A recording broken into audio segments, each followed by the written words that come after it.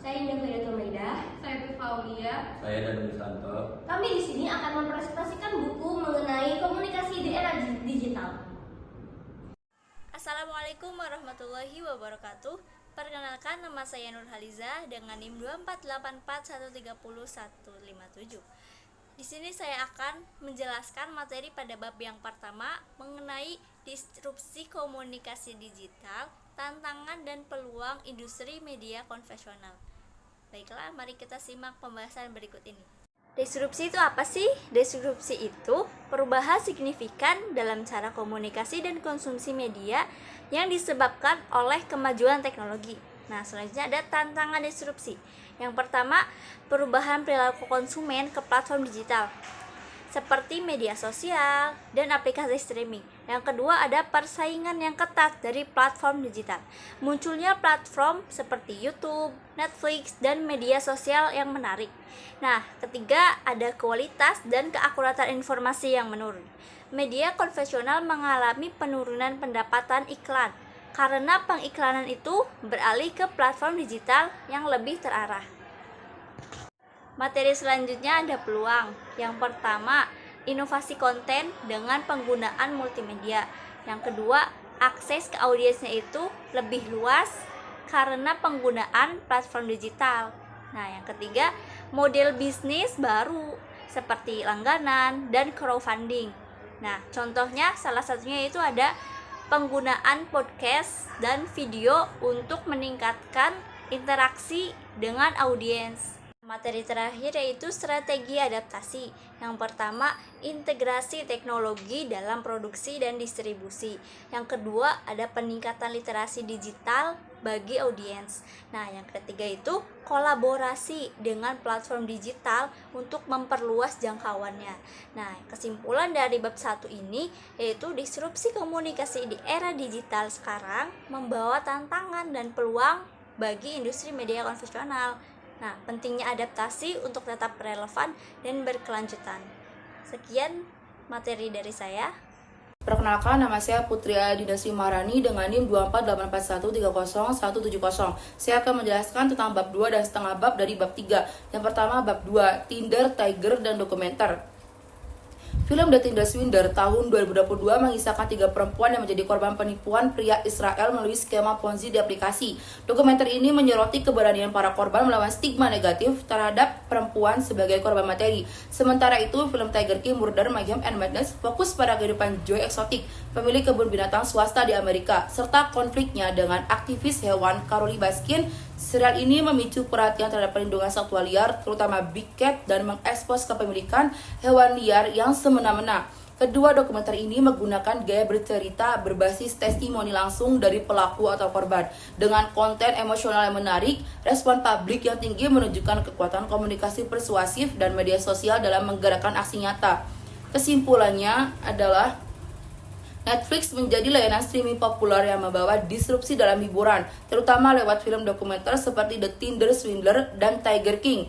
Keduanya memicu respon besar, mempengaruhi sikap hingga mendorong aksi nyata penonton dengan interaktivitas yang meluas berkat media sosial, kebaruan kasus, dan komunikasi persuasif. Di sini saya akan menjelaskan setengah bab dari bab 3 yang berjudul Disrupsi Stereotipe Ras di Film Anak.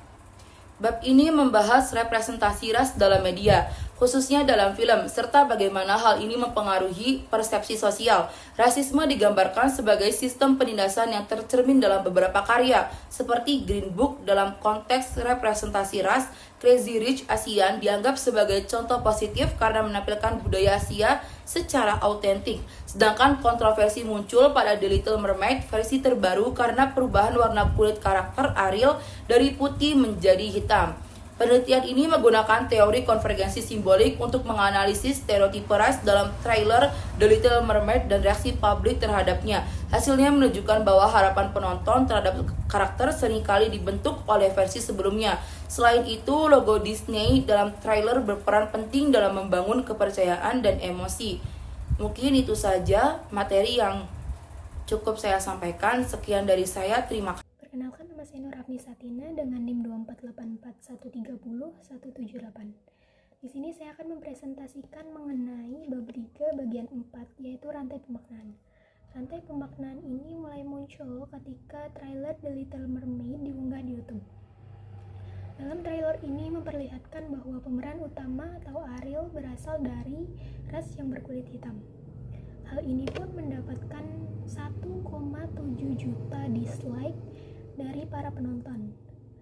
Menurut Anis Fage, yang menyatakan bahwa reaksi para anak-anak terhadap trailer ini itu sangat positif, yang dimana ini menggambarkan bahwa rantai pemaknaan mulai terhubung. Kemudian saya akan membahas mengenai bab 4, yaitu ekonomi politik hoax di era disrupsi digital. Hoax memiliki makna kebohongan, hanya saja pengertian ini tidak sekedar kebohongan belaka. Hoax ternyata sengaja diproduksi untuk kepentingan ekonomi dan politik. Hal ini terungkap ketika tertangkapnya Sarah Chan sebagai tersangka penyedia jasa konten ujaran kebencian pada media sosial. Modus yang digunakan oleh Sarah Chan itu berupa proposal untuk disebarkan kepada para target. Sarah Chan menggunakan ratusan bahkan ribuan akun untuk mengunggah ujaran kebencian yang berbasis SARA dalam kurun waktu 6-9 bulan. Perkenalkan, nama saya Danung Gustanto. Bab 5 mengenai narasi diskriminasi hak politik difabel, etnografi di akun media sosial peduli difabel. Narasi diskriminasi terhadap difabel dalam ranah politik di Indonesia, khususnya bagian narasi diungkapkan di media sosial yang didedikasikan advokasi disabilitas menggunakan etnografi, metode untuk mempelajari komunitas online untuk menganalisis konten dan akun tersebut.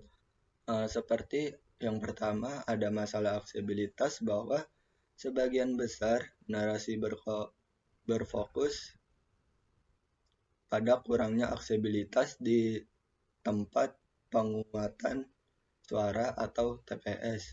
Yang kedua, ada dukungan yang tidak cukup untuk calon difabel. Ini juga menyoroti terbatasnya dukungan untuk calon difabel, termasuk persyaratan diskriminatif untuk jabatan politik dan kurangnya bantuan keuangan untuk kampanye. Yang ketiga, ada pelabelan dan prasangka. Ini membahas masalah yang lazim terhadap difabel, terutama yang memiliki disabilitas mental. Yang keempat, ada akurasi data dan pendaftaran pemilih. Ini mengidentifikasi masalah dengan akurasi data pendaftaran pemilih untuk difabel yang menyebabkan disenfranchisement dan manipulasi suara. Adapun teori standpoint dan teori cultural untuk memahami pengalaman difabel sebagai kelompok yang terpinggirkan. Teori standpoint menekankan perspektif dan pengalaman untuk dari kelompok terpinggirkan. Sementara teori cultural menyoroti strategi komunikasi yang digunakan oleh kelompok terpinggirkan untuk menavigasi struktur dominan. Sekian dari saya, terima kasih. Perkenalkan, nama saya Dina Fisya dengan NIM 2484130169. Saya di sini akan memaparkan materi mengenai bab 6 yang berjudul Regulasi dan Moderasi Konten pada Platform Digital. Apa yang dimaksud dengan moderasi konten? Moderasi konten yaitu praktik pemantauan dan pengaturan penerbitan serta peredaran konten digital telah menjadi isu penting pada saat ini. Di satu sisi, moderasi berfungsi sebagai perlindungan atas hak kebebasan berekspresi bagi individu, organisasi, dan komunitas. Namun, di sisi lain, moderasi juga berperan dalam memastikan bahwa informasi yang disebarluaskan memiliki kualitas yang baik dan bebas dari konten negatif, seperti ujaran kebencian, disinformasi, malainformasi, terorisme, pornografi, dan berbagai konten lainnya yang merigukan. Meluasnya penyebaran konten hoax, ujaran kebencian, pornografi, dan konten bermasalah lainnya seringkali memunculkan pandangan bahwa negara atau pemerintah sebagai regulator perlu meningkatkan perannya dalam mengatur dan memberikan tanggung jawab kepada platform digital untuk mengawasi serta memoderasi konten yang beredar di saluran komunikasi yang mereka kelola. Pengaturan konten pada platform digital selalu berhadapan dengan dua aspek penting, yaitu yang pertama, perlindungan kebebasan berekspresi dan kebutuhan masyarakat untuk memperoleh informasi yang sehat serta bebas dari konten bermasalah. Namun, menjaga keseimbangan antara kedua hal ini terbukti bukanlah hal yang mudah. Penerapan Permen Kominfo 5/2020 yang bertujuan untuk mengatur konten digital di Indonesia masih memperlihatkan sejumlah kelemahan dalam implementasinya. Saya Mutia Iza Spika dengan NIM 2484130-158. Bab 7. Apa itu identitas? Identitas berfungsi sebagai jembatan antara budaya dan komunikasi. Identitas memiliki posisi penting karena kita mengkomunikasikan identitas melalui orang lain dan memahami diri kita melalui komunikasi. Identitas dibagi menjadi 3. Yang pertama itu identitas personal, yaitu seseorang yang memiliki keunikan dan berbeda dengan yang lain. Yang kedua, identitas relasional, produk dari relasi seseorang dengan orang. Lalu yang ketiga ada identitas komunal, komunitas dengan skala besar. Akan menjelaskan tentang bab 8 yaitu disrupsi etis dalam promosi BTS Meal. BTS Meal adalah salah satu program promosi McDonald's yang bekerja sama dengan BTS. Yang menarik perhatiannya, pembelian BTS Meal ini sebagian besar menggunakan jasa ojek online. Namun, penggunaan jasa ojol ini problematis karena menimbulkan kerumunan ojol di titik penjualan. Terkait hal ini, pembelian BTS Meal dinilai melanggar etika karena berpotensi menimbulkan bahaya. Akhirnya, pihak berwenang memutuskan menghentikan penjualan promosi BTS Meal. Lalu ada disrupsi etis dan strategi apropriasi etika konsumen. Yang pertama, konsumsi etis. Didefinisikan sebagai perilaku konsumen yang memiliki kesadaran sosial, yang mana motivasi konsumsi mereka seringkali terkait dengan pencapaian tujuan sosial, etis, dan ideologis. Konsumen yang etis menyadari bahwa konsumsi personal bisa menimbulkan konsekuensi bagi publik dan kehidupan sosial, serta menyadari bahwa perilaku pembelian dapat membawa perubahan sosial. Yang kedua ada strategi apropriasi. Etika adalah upaya konsumen untuk melakukan rasionalisasi, justifikasi, dan pengolahan motivasi terkait aspek etis dalam perilaku konsumen. Lalu yang terakhir ada dialektika konsumsi etis di media sosial kasus BTS Meal. Promosi BTS Meal di media sosial memicu beragam narasi dari konsumen, meliputi aspek personal, sosial, moral, ekonomi, dan kesehatan. Kata kunci seperti kerumunan, ojol, kasihan, dan COVID menunjukkan kekhawatiran dan diskusi yang muncul terkait dampak promosi tersebut. Strategi apropriasi etika konsumen itu yaitu yang pertama, distansi, menjauhkan diri dari konsumsi yang dianggap melanggar etika. Yang kedua, integrasi, menerima konteks budaya namun tetap kritis. Yang ketiga, rasionalisasi, memberikan alasan untuk mendukung konsumsi. Yang keempat, kompensasi, memberikan bantuan kepada pihak yang dirugikan. Perkenalkan, nama saya Tufa Aulia dengan NIM 2484 130 165. Di sini saya akan menjelaskan tentang dialektika konsumsi etis di media sosial dengan kasus BTS Meal. Promosi BTS Meal memicu beragam narasi dari konsumen, meliputi aspek personal, moral, sosial, ekonomi, dan kesehatan.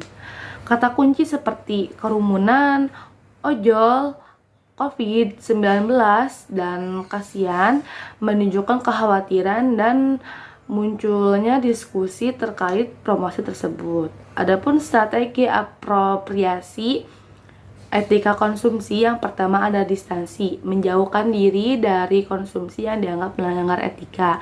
Yang kedua ada integrasi, menerima konteks budaya namun tetap kritis. Yang ketiga ada rasionalisasi, memberikan alasan untuk mendukung konsumsi. Dan yang terakhir ada kompensasi, memberikan bantuan kepada pihak yang dirugikan. Strategi membangun kohesivitas di grup Facebook, yaitu dengan komunikasi yang terarah, aturan-aturan yang jelas, dan kepemimpinan yang tegas.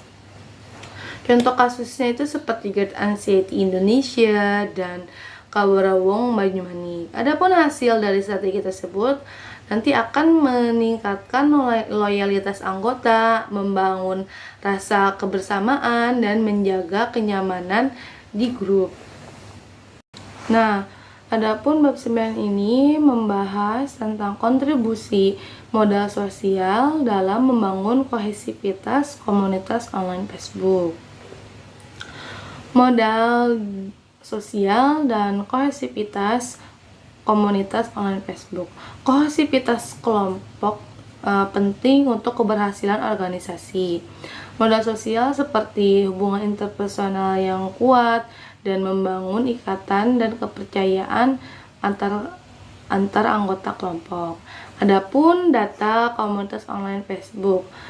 Data ini diolah dari akun pribadi Facebook peneliti. Assalamualaikum warahmatullahi wabarakatuh. Perkenalkan, nama saya Indah Fedatul Maidah dengan NIM 2484130148. Di sini saya akan membahas lanjutan dari bab 9 dan bab 10. Baik, bab ini membahas peran modal sosial dalam menjaga kohesivitas dan interaksi di dalam grup online, khususnya pada komunitas grup Facebook Gerd Anxiety Indonesia atau GAI. Modal sosial yang terwujud melalui simpati dan empati menjadi fondasi yang kuat dalam mempertahankan keanggotaan grup. Anggota grup menunjukkan simpati dengan memberikan komentar positif yang menguatkan sesama anggota yang menghadapi masalah kesehatan. Meskipun terdapat komentar negatif, pengelola grup berhasil menjaga suasana positif dengan menegur dan mengingatkan anggota untuk tetap mematuhi etika komunikasi. Selain itu, grup ini mendorong mobilitas ide dan kreativitas anggotanya melalui ruang diskusi yang aktif. Anggota berbagi pengalaman serta tips terkait penyembuhan, seperti terapi herbal, cara menangani insomnia, dan pola hidup sehat. Respon positif dalam diskusi ini mencerminkan antusiasme anggota terhadap manfaat yang diperoleh dari komunitas. Dukungan emosional menjadi aspek penting lainnya dalam modal sosial grup ini. Bentuk dukungan seperti saran, dorongan, dan semangat membantu anggota menghadapi kondisi kesehatan mereka, sekaligus memperkuat rasa saling percaya di antara anggota. Hal ini juga didukung oleh aturan grup yang mendorong interaksi yang sehat dan mengurangi konflik. Selain dukungan emosional, akses informasi yang luas menjadi salah satu daya tarik utama komunitas ini. Anggota secara aktif berbagi informasi, baik melalui postingan maupun dokumen yang relevan, sehingga menciptakan ekosistem yang mendukung pemulihan kesehatan anggota secara mandiri. Hubungan antar anggota yang harmonis, baik secara online maupun offline, menunjukkan keakraban yang terjalin di dalam komunitas ini.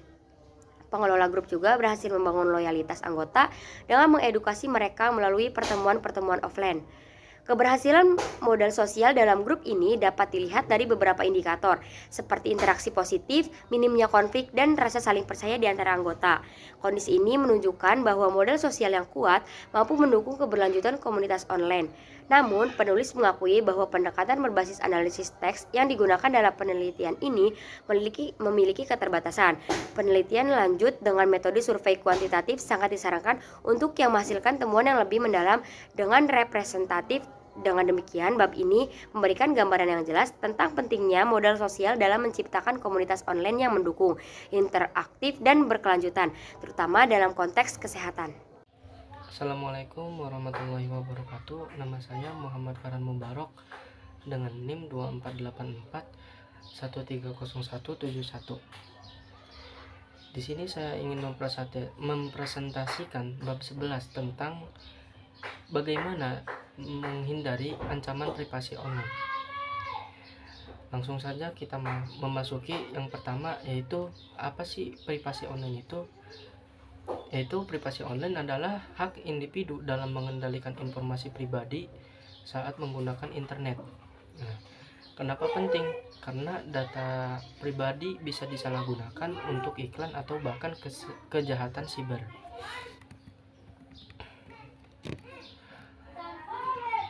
Bagaimana ancaman privasi online ini bisa terjadi? Nah, yang pertama itu pengumpulan data karena aktivitas browsing, coki, lokasi, aplikasi. Nah, yang kedua, pelacakan iklan. Data digunakan untuk menampilkan iklan yang dipersonalisasi. Yang ketiga, phishing, yaitu taktik untuk mencuri informasi pengguna. Lanjut, tips atau cara menghindari ancaman privasi online, yaitu dengan menggunakan mode penyamaran atau mencegah penyimpanan riwayat. Yang kedua, menonaktifkan pelacakan lokasi, atau bisa juga dibatasi pengumpulan data lokasi. Selanjutnya yaitu bisa dengan menggunakan VPN atau mengenkripsi koneksi internet dan menyembunyikan alamat IP. Nah, keuntungan dari VPN ini yaitu untuk menghindari pelacakan dan aman dari wifi publik.